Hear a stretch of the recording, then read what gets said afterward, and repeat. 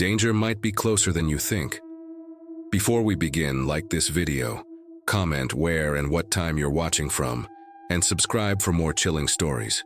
Now turn off the lights, get comfortable, and let's dive into the unknown. Story 1. I will never forget that day. Not because it was terrifying, but because to this day I can't understand what really happened. This occurred when I was 15, in the second year of high school, at an ordinary school in a small town in the United States. It was an ordinary Tuesday, kind of rainy, and I was more concerned about a history assignment I had forgotten to do than anything else. During 5th period, we were supposed to have science class, but our regular teacher, Mr. Anderson, was on leave. In his place, they sent a substitute, a guy named Mr. Porter.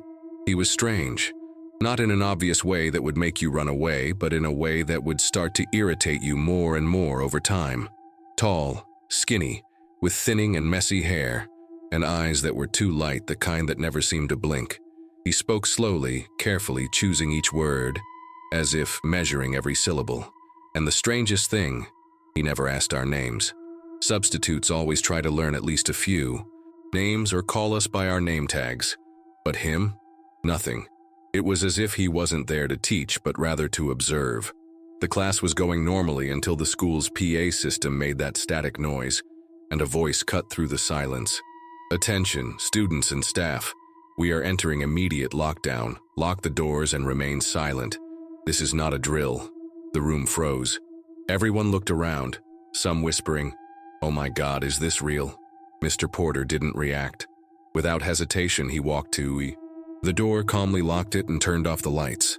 No questions, no shock, nothing. As if he already knew this was going to happen. The silence weighed in the air. I could hear my own heartbeat. Some whispered about what might be happening. A shooter? Someone with a gun at the school?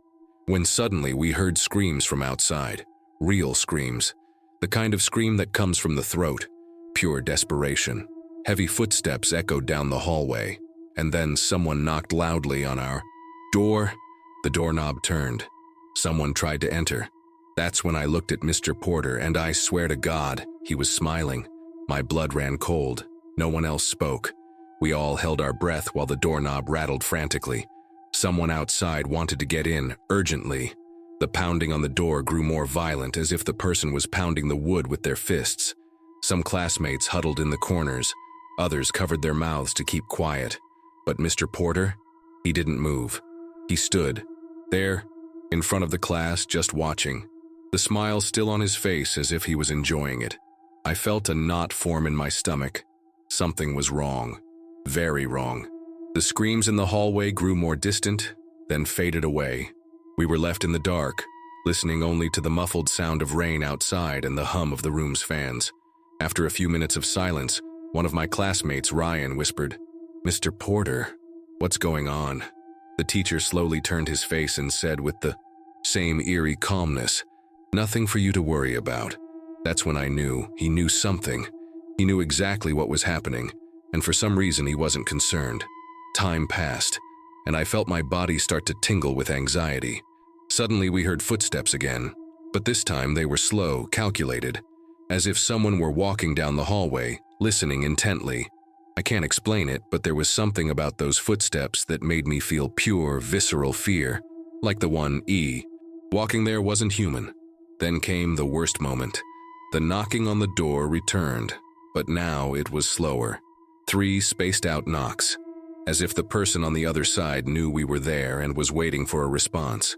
I could feel the tension in the room like a weight in the air. Mr. Porter took a step forward, approaching the door, and I had the urge to scream at him not to open it, but he didn't open it. He just placed his hand on the wood, as if communicating with whoever was on the other side.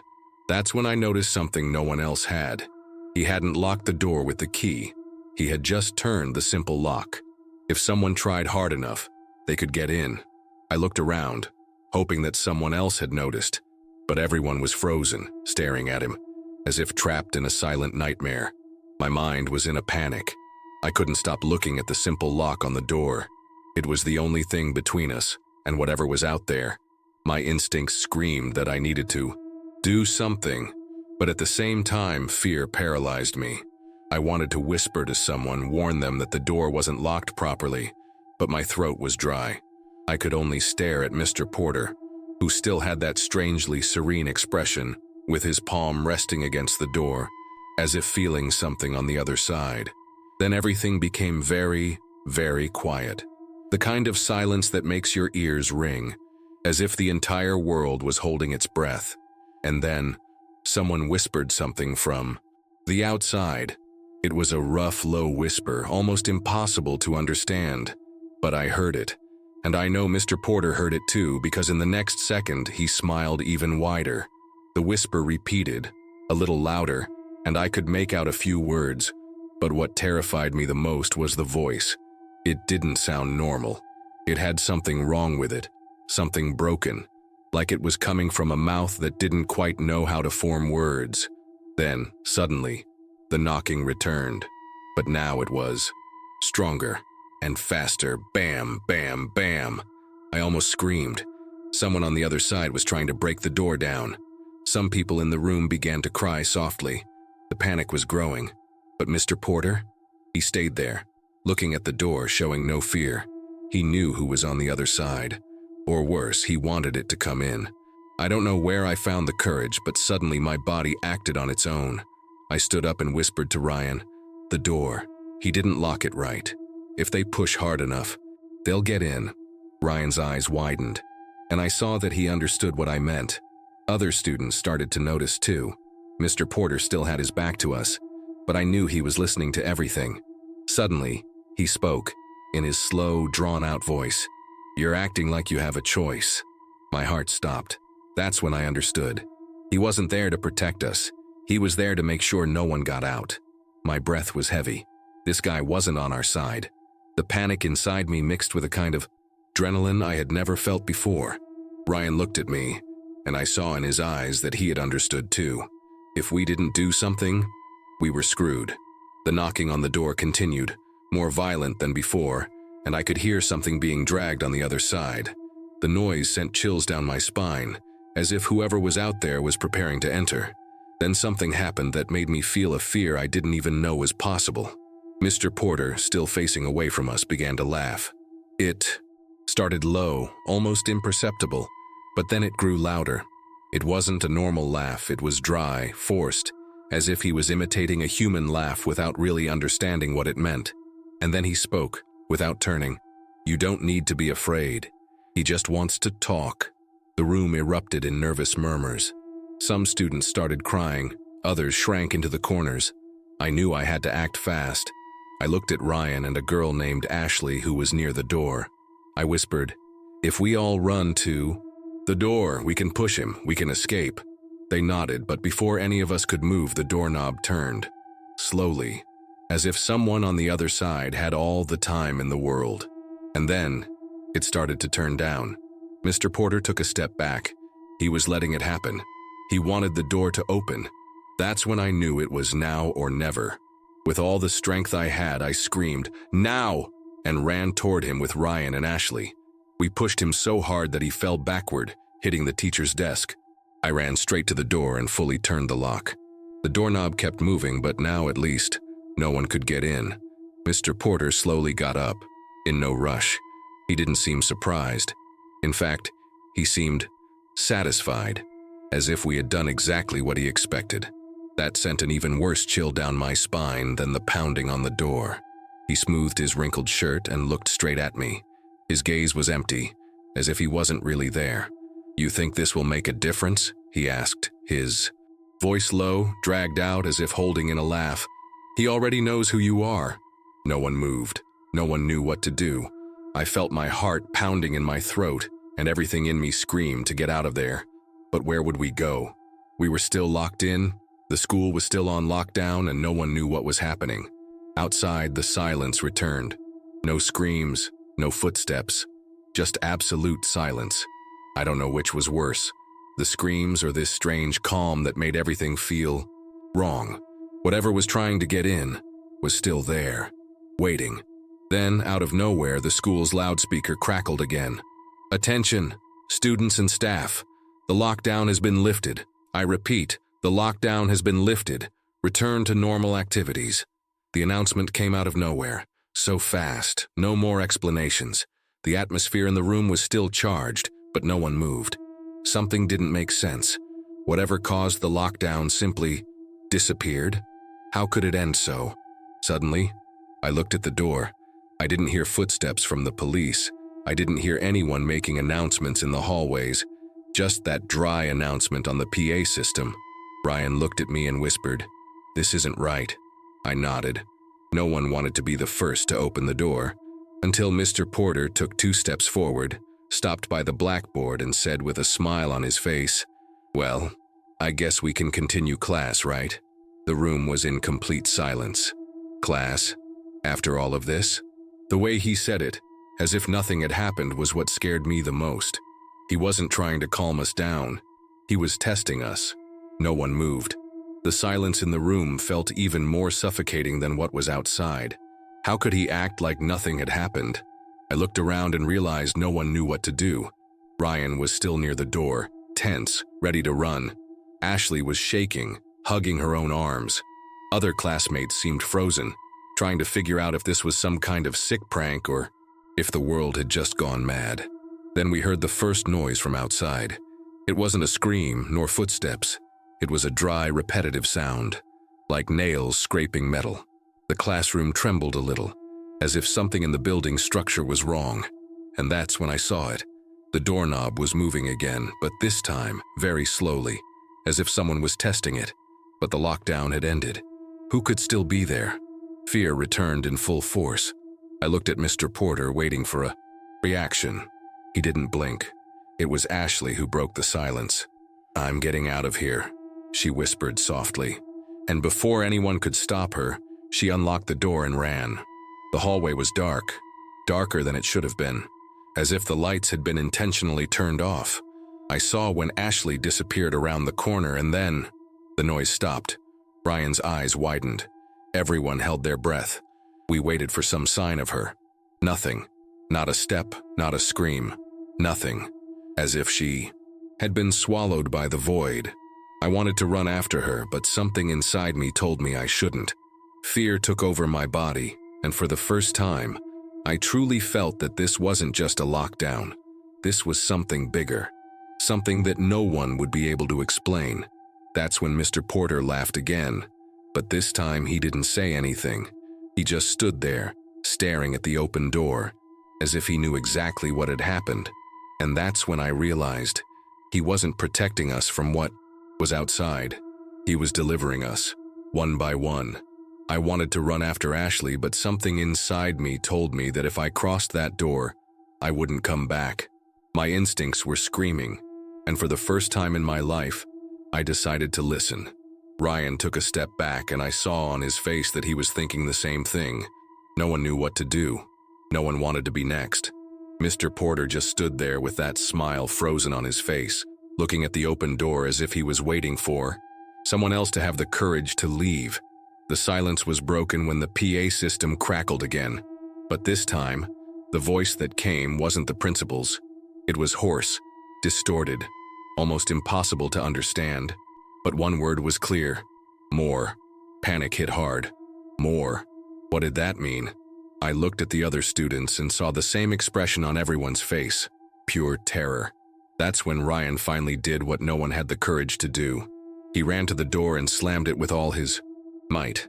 I don't know where he found the courage, but he locked the door again and took 2 steps back, as if waiting for something to try to open it. Mr. Porter sighed, as if we were ruining something. He rubbed his face, looking frustrated for the first time. "You really want to make things difficult, don't you?" he murmured, now without a smile. But before he could say anything else, the loudspeaker crackled again. This time the voice returned to normal. "Attention, students and staff. The lockdown has ended. You may leave the classrooms." We heard doors opening in the hallway, people talking. Everything seemed normal, like nothing had happened. Like that last half hour was just in our heads. Ryan and I exchanged confused looks.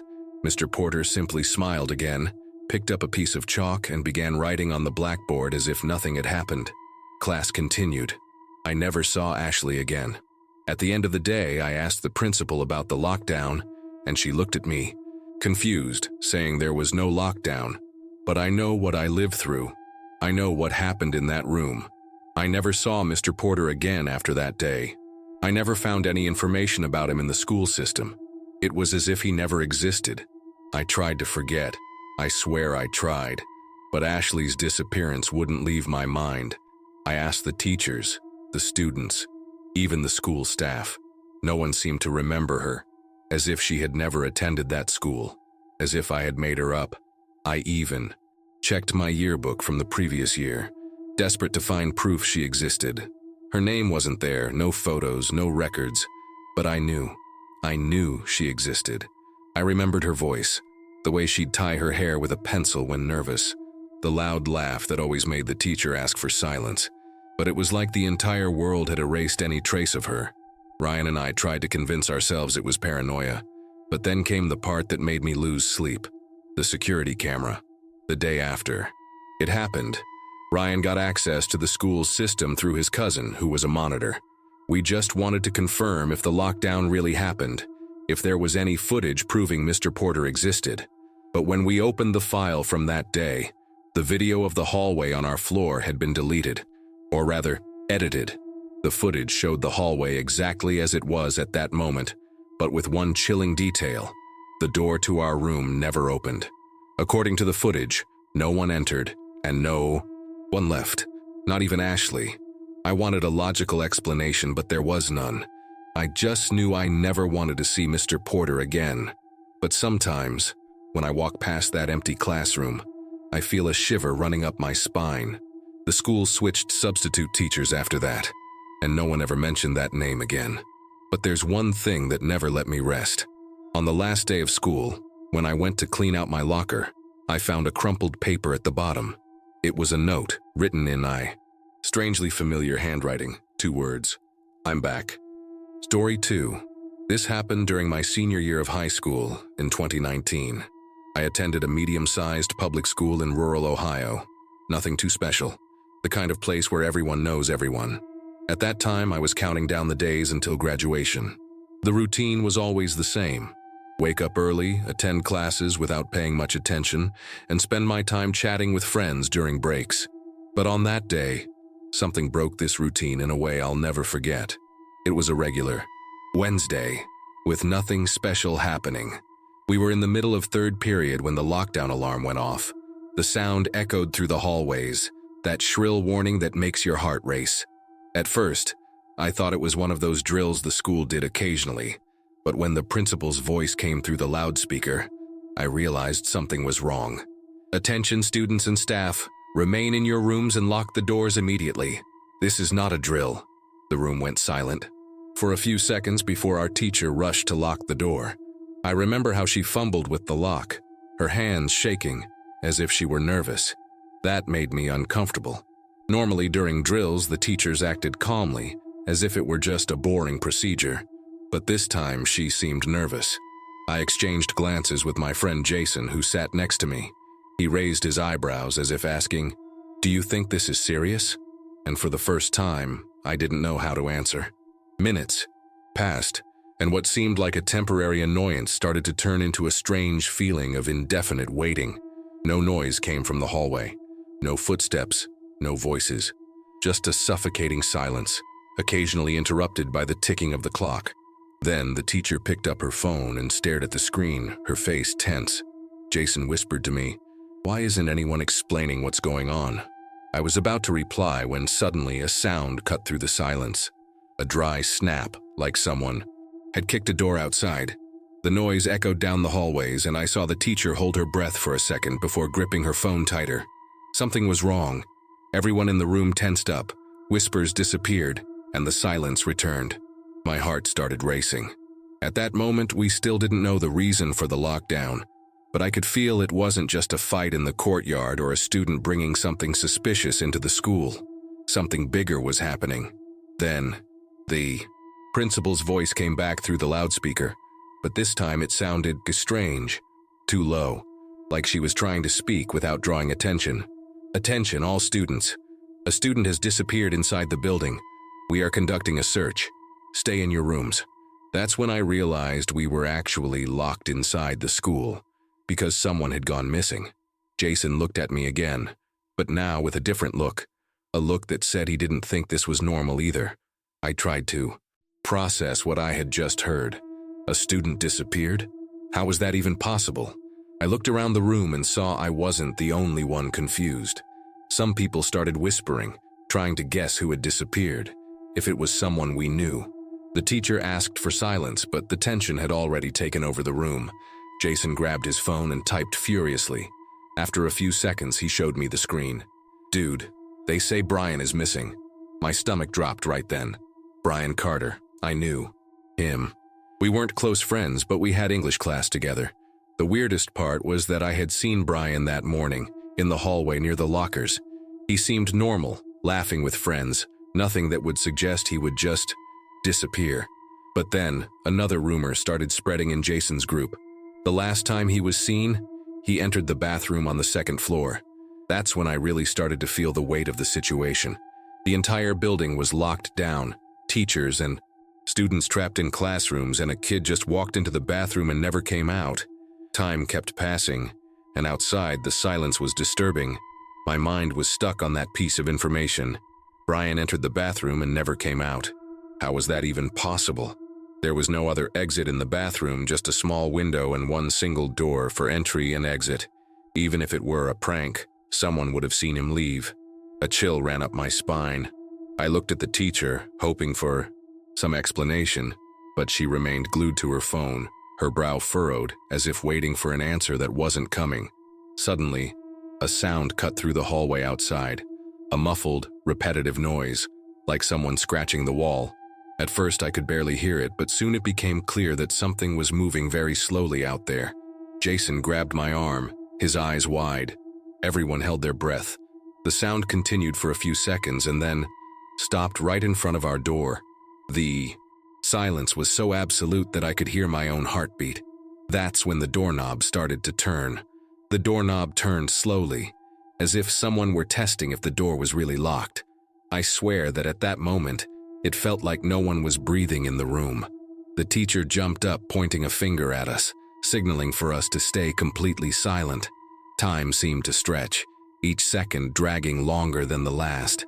Then, out of nowhere, it stopped. No click, no footsteps moving away. Just a terrifying silence. Whatever was outside was still there. Jason squeezed my arm and gestured to the door, as if asking, "What do we do?" I had no answer. No one dared to say anything, let alone move. The teacher was gripping her phone so tightly that her knuckles were white. After what seemed like an eternity, the sound finally returned. Slow footsteps moving away, but there was something strange about them. They weren't heavy like an adult's footsteps, nor hurried like a student running. They were dragged, paused, as if the person were walking barefoot on the cold floor. The steps kept moving away, growing more distant, until they disappeared completely into the silence of the hallway. I felt my shoulders relax a bit, but the feeling that something wasn't right was still strong. Jason looked at me and whispered, "That was really weird. Who the hell walks like that?" I couldn't answer. The teacher finally released the phone and looked at the class. She still seemed pale. "No one opens that door until we're told by the intercom," she said, her voice firmer than I expected. We stayed there for a while, locked in the room, with no other sounds coming from the outside. I expected to hear someone talking in the hallway, teachers or security passing by, but there was nothing. Just that heavy silence. Then suddenly the loudspeaker crackled, and the principal spoke again. But this time, her voice sounded different, more nervous. "The lockdown has been lifted. All teachers should check their students and report any irregularities. I repeat, the lockdown has been lifted." It was supposed to be a relief, but something in her voice made me feel even more uncomfortable. The teacher hesitated before unlocking the door, as if she too felt that something wasn't right. But after a long sigh, she turned the key and opened it slowly, looking both ways down the hallway before letting us out. The atmosphere was weird. Everything seemed too normal. There was no sign of confusion, no security, no teacher asking for calm, nothing. The other students began to leave their rooms, looking around with the same confused expression I had. If a student had really disappeared, why did no one seem concerned? Then I saw it. In the middle of the hallway, perfectly aligned on the floor, was Brian's backpack. Jason saw it at the same time I did, and froze. The strange part wasn't just that the backpack was there, it was the way it was placed.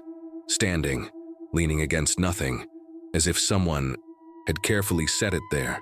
But Brian wasn't anywhere to be found. My chest tightened. "Dude," Jason muttered, not taking his eyes off the backpack. "This is so wrong." And for the first time I felt real fear. I approached slowly, as if any sudden movement could trigger something I didn't want to face. The backpack seemed normal at first, but something about it bothered me. It was too clean, no creases, no marks on the floor around it, as if it had been placed there at that exact moment. Jason crouched down slowly and touched the zipper, hesitantly. "Should we open this?" he whispered, as if saying something forbidden. But before I could answer, the principal appeared at the end of the hallway and shouted for us not to touch it. All the students stopped and looked at her. The expression on the principal's face was hard to decipher. She looked more scared than any of us. The way she quickly walked toward us, her eyes fixed on the backpack as if it were something dangerous, sent a chill down my spine. "Go back to your rooms," she ordered, without looking at anyone except Jason and me. Now. But no one moved, because everyone knew what we were thinking. What was in that backpack? The principal grabbed the backpack with both hands, as if she were holding something that shouldn't be there. Jason and I exchanged glances, and I saw on his face the same thing I felt. This made no sense. If Brian really had disappeared, why was the only thing left behind his backpack? And more importantly, why did the principal seem to know it would be there? None of us dared to ask, but the tension in the hallway was palpable. All the students watched in silence as she held that small, seemingly harmless object like it was something dangerous. Without saying another word, the principal turned and hurried off with the backpack in her hands. Jason and I stood there, trying to process it. The lockdown was over. No one explained what happened, and Brian simply wasn't there anymore. Classes resumed as if nothing had happened, as if he had never existed. But that night, when I got home and logged into the school's Facebook group, I saw something that made my spine tingle. There was no mention of Brian. No posts asking about him. No teacher or student commenting on his disappearance. It was as if everyone had forgotten. That night, I couldn't sleep. I lay in bed staring at the ceiling, trying to piece together what had happened. How could a student disappear inside the school without leaving a trace? Why was no one talking about it? I grabbed my phone and opened the chat with Jason. "This is wrong. Why isn't anyone asking about him?" He took a while to respond, but when the message came, I felt a chill run down my spine. "I think we should forget about it." I stared at those words on the screen. Forget? What did he mean? But the worst happened the next day. I arrived at school and immediately noticed something was off. There were no signs of Brian's backpack. No one was talking about him, as if he had never studied there. So I went to the student bulletin board and started looking. No photo of him, no name on any list, no proof that he ever existed. My chest tightened. I went to the library, checked old yearbooks. Nothing. That's when Jason appeared beside me, pale. He held his phone with the screen open on the contact list. Brian's name had disappeared from his phone. I felt my throat dry up. I grabbed my own phone, opened my contact list and searched for Brian. Nothing. No messages, no photos, not even a call history. As if he had never existed. Jason looked at me with a pale face and whispered, "This is wrong. It's so wrong."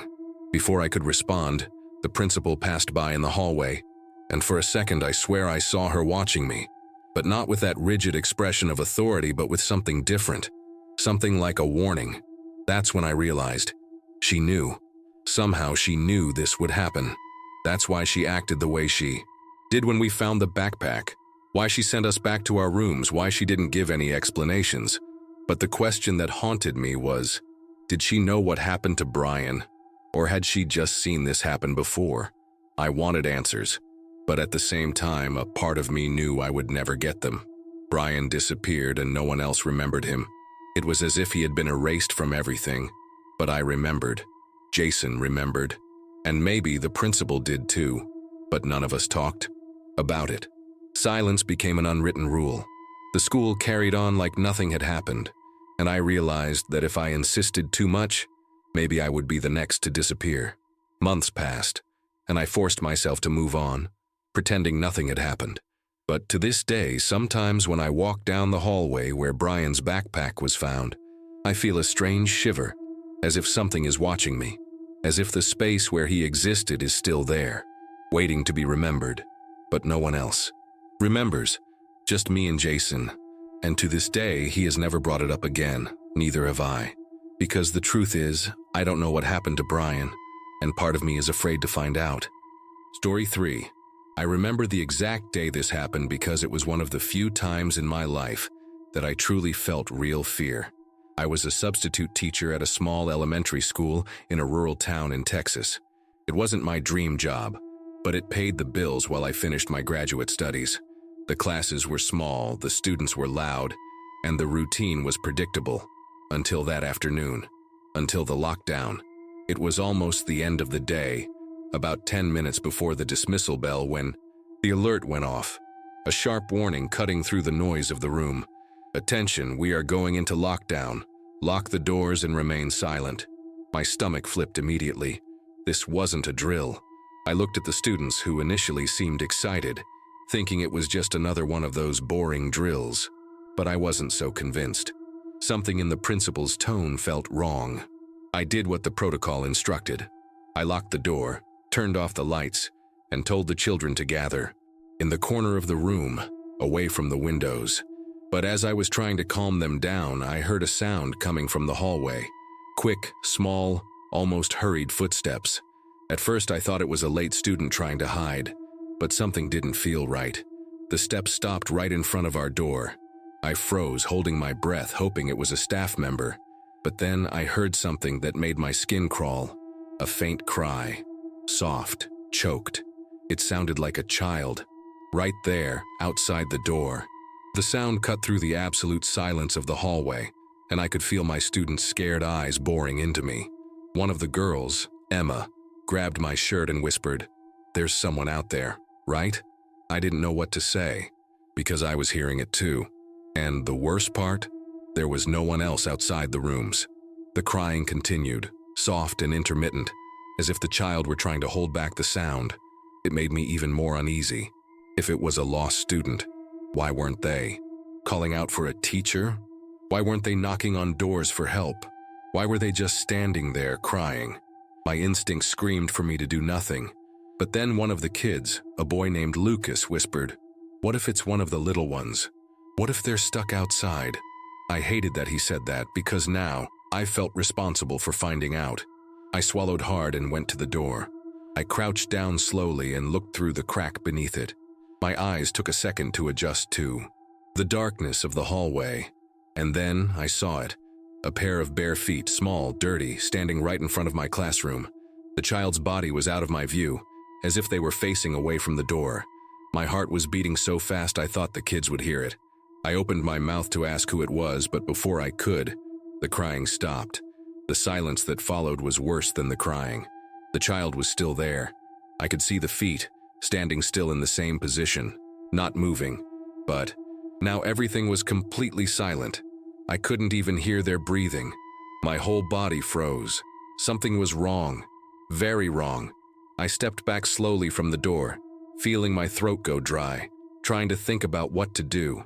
That's when one of the kids in the room, Lucas, whispered to me, "Sir, there's something written on the door." I turned my face instantly. The room lights were off, but I could still see the whiteboard reflecting the faint glow from the windows. And then I saw it.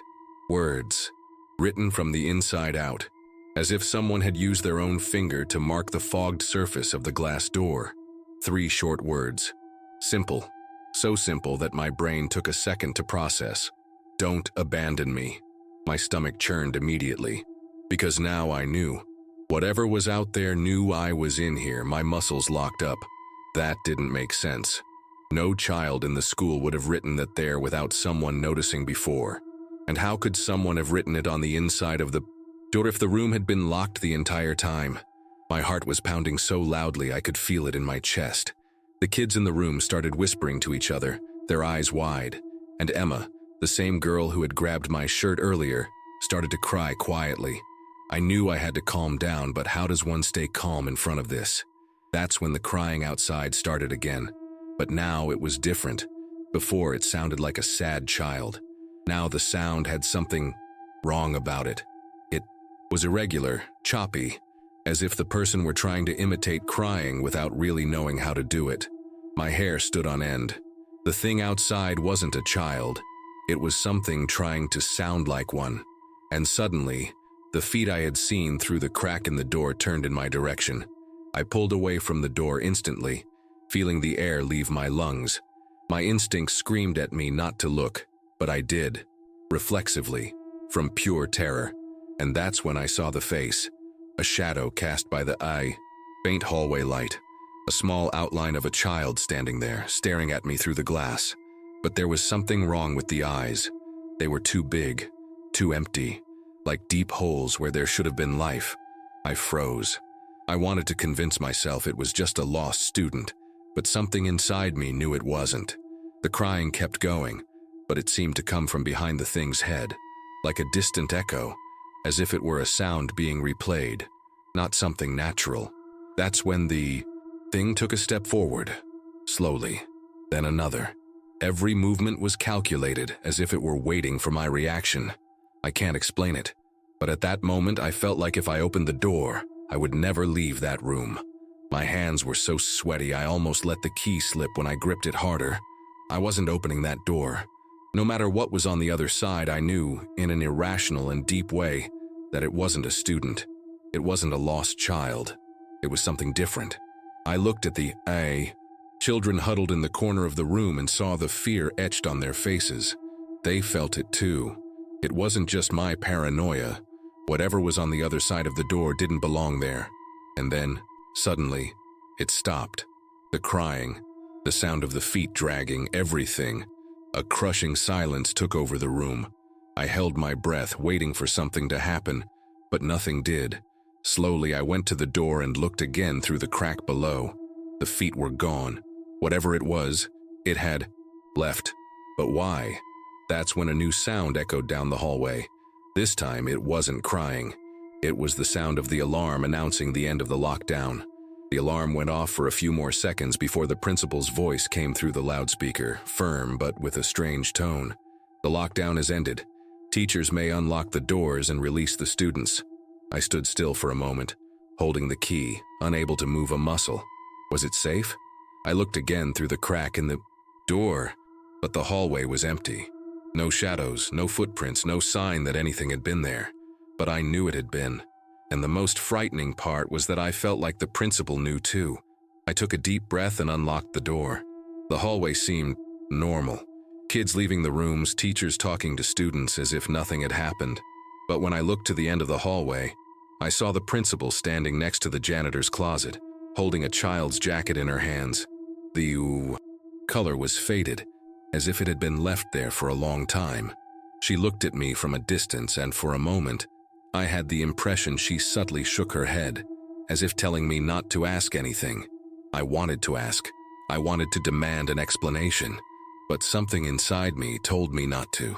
The principal held the jacket for a few more seconds, then simply entered the janitor's closet and closed the door behind her, as if nothing had happened. Jason came over and nudged me on the shoulder. "Dude, what was that? Did you see anything?" I opened my mouth to respond, but stopped. What could I say? That I saw a child that didn't exist?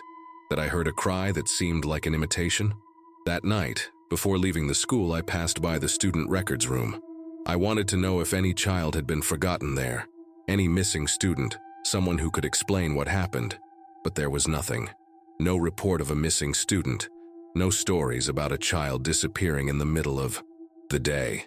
The only thing I found was a yellowed sheet attached to an old report dated 20 years ago. One name, Nathaniel Carter, missing in 1999, and scribbled in the corner of the page, 3 words identical to those written on the door of my classroom. "Don't abandon me."